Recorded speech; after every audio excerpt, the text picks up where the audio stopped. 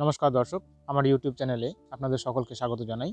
বর্তমানে ভারত ক্রমশই সাইবার অপরাধ বৃদ্ধির সম্মুখীন হচ্ছে। এবছরের মে পর্যন্ত প্রতিদিন গড়ে 7,000-এর বেশি অভিযোগ দায়ের হয়েছে।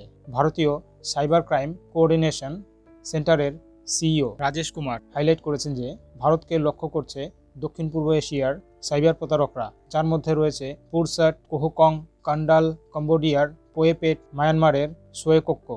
2021 থেকে 2022 সাল পর্যন্ত 113.7% এবং 2022 থেকে 2023 সাল পর্যন্ত 60.9% অভিযোগ বৃদ্ধি পেয়েছে। 2019 সালে 26,049, 2020 সালে 2,55,777, 2021 সালে 4,52,414, 2022 সালে 9,56,790 এবং 2023 সালে 15,56,215টি ও 2024 সালে এখনও পর্যন্ত 7,40,957টি অভিযোগ দায়ের করা হয়েছে। দেখুন, বেশিরভাগ সাইবার প্রতারণার ঘটনাগুলি ঘটছে জাল trading app, loan app, gaming app, dating অ্যাপের মাধ্যমে।